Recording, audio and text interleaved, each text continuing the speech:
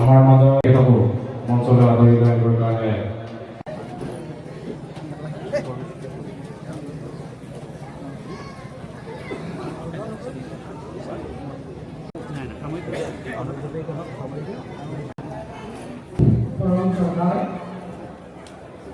আজিৰ দ্বিতীয় দিনৰ মূল কাৰ্যসূচী মুকলি হোৱাৰ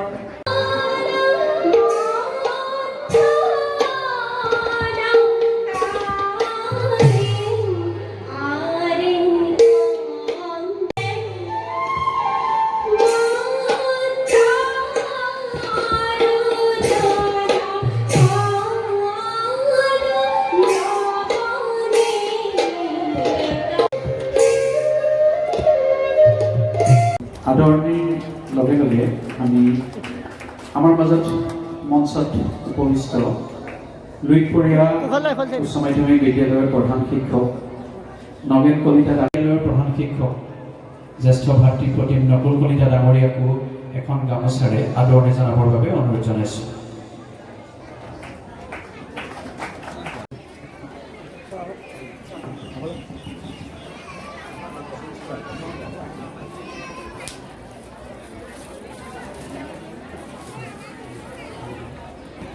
আমি আপুনি ইয়ালৈ আহি অনুভৱ কৰিছে যে উপহিমুখ জনজাতি উচ্চ মাধ্যমিক বিদ্যালয়ত 43 বৰ্ষ প্ৰাক্তন ছাত্ৰ ছাত্ৰী সমাৰোহ উদযাপন কৰা হৈছে। যোৱাকালি 21 তাৰিখে অনুষ্ঠিত হৈ গৈছে।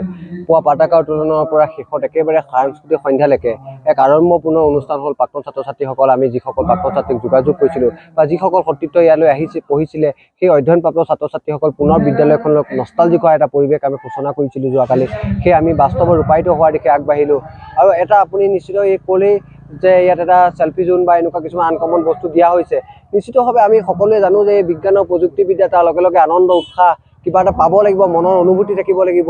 এই গোটেই পৰিৱেশবোৰৰ মাজত যাতে আমাৰ প্ৰাক্তনসকল বিলীন হৈ যায়, নপুৰণি সকলো যাতে বিলীন হৈ যায়। কিছুমান চেল্ফি জোনৰ ব্যৱস্থা কৰিছোঁ, ক'ৰবাত ভোজনালয় কক্ষটো আমি নতুন এটা ৰূপত সজাব বিচাৰিছোঁ।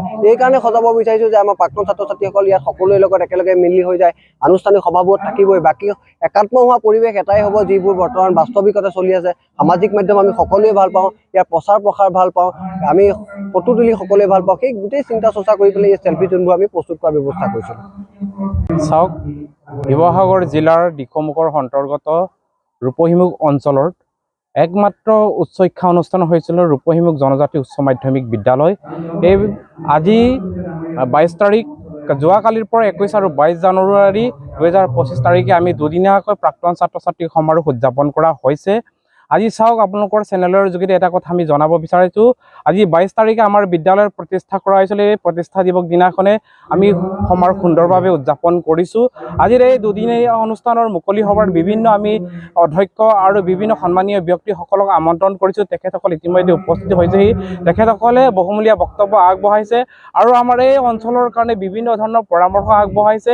তাৰ সমান্তৰালকৈ আমাৰ এই অঞ্চলৰে উদীয়মান যুৱক ডক্টৰ ৰমেন কলিতাই বিভিন্ন বাৰ্তা প্ৰেৰণ কৰি এই দিনালৈকে আসাম এগ্ৰিকালচাৰ ইউনিভাৰ্চিটিৰ পৰা পোষ্ট ডক্টৰেট লাভ কৰিছে। তাৰ বাবে আমি উদযাপন সমিতি হৈ অভিনন্দন পত্ৰ অনুষ্ঠান লগতে আমাৰ এই অঞ্চলৰ বিভিন্ন প্ৰাক্তন ছাত্ৰ ছাত্ৰী আৰু লগতে আমাৰ বিদ্যালয় হৈ যিখিনি মেট্ৰিক পৰীক্ষাত স্থান দখল কৰিছে এইসকলক আমি সম্বৰ্ধনা জনাইছোঁ। আজি ৰাতি মৎস্য সভতাৰ চাৰিবেদ উদ্ধাৰ নামৰ আমি সংকীয়া ভাওনা নাট আমি আজি শুভাৰম্ভ কৰিম। গতিকে আপোনাৰ চেনেলৰ যোগেদি আমি প্ৰত্যেক অঞ্চলৰ প্ৰাক্তন ছাত্ৰ ছাত্ৰী আৰু শুভাকাংক্ষীক অনুৰোধ জনাইছোঁ, আহক আৰু সহযোগিতা কৰক আৰু উপভোগ কৰক। ধন্যবাদ। নমস্কাৰ। আজি ৰূপহীমুখ জনজাতি উচ্চ মাধ্যমিক বিদ্যালয়ৰ প্ৰাক্তন ছাত্ৰ ছাত্ৰী সমাৰোহৰ এক উল্লেখযোগ্য দিন। আজি বছৰজোৰা যি প্ৰচেষ্টাৰ শেষত আজি প্ৰাক্তন ছাত্ৰ ছাত্ৰীৰ সমাৰোহৰ মুকলি সভা অনুষ্ঠিত হৈ যায়। এই অনুষ্ঠানত বহুকেইজন ব্যক্তিয়ে অংশগ্ৰহণ কৰি আমাৰ বিদ্যালয়ৰ প্ৰাক্তন ছাত্ৰ ছাত্ৰীসকলৰ উদ্দেশ্যে আৰু বৰ্তমানৰ ছাত্ৰ ছাত্ৰীসকলৰ উদ্দেশ্যে অতি মূল্যৱান কথা আগবঢ়ায়। বিশেষকৈ ডক্টৰ সৌম্যজ্যোতি মহন্ত, শিৱসাগৰ বাণিজ্য মহাবিদ্যালয়ৰ অধ্যক্ষ, ডক্টৰ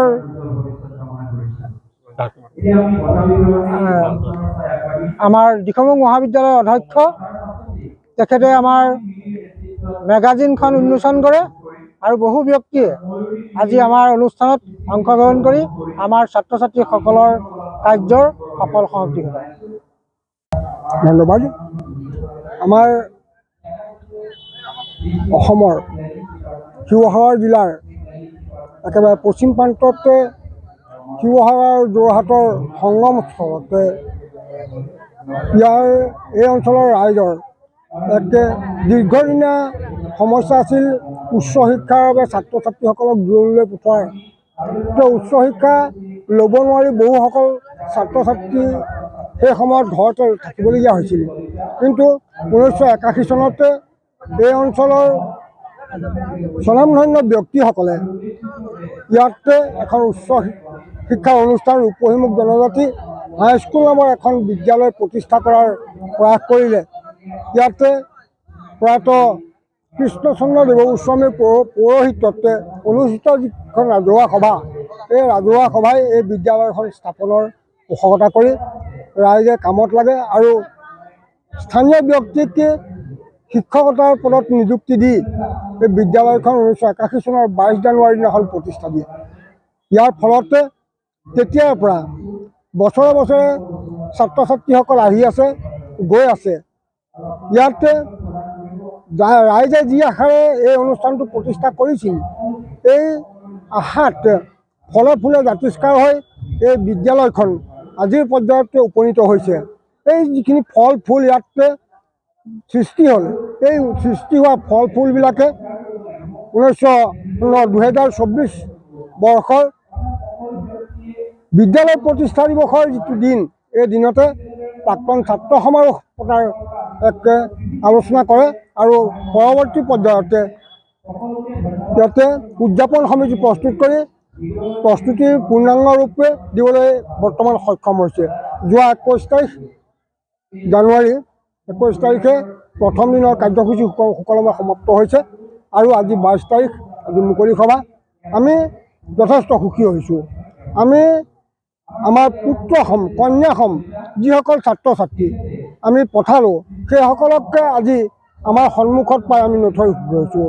নিজৰ পিতৃ মাতৃয়ে নিজৰ কন্যাজনীক বিয়া দিয়াৰ পাছত সেই কন্যাজনী ঘৰলৈ উভতি আহিলে যিটো মৰম, যিটো এটা উলহ মালহৰ পৰিৱেশ সৃষ্টি হয়, নিজৰ পুত্ৰকো যেতিয়া দূৰণিত চাকৰি কৰি থাকে, ঘৰলৈ আহিলে মাক দেউতাকৰ অন্তৰত যেনেকৈ আনন্দিত হৈ পৰে, ঠিক তেনেদৰে আমি আমাৰ ছাত্ৰ ছাত্ৰীসকলকে অতদিনে আঁতৰি যোৱাৰ পাছতে আজি ঘৰলৈ অহাতে আমি ইমান সুখী হৈছোঁ, আমাৰ হৃদয় উৎফুল্লিত হৈ পৰিছে।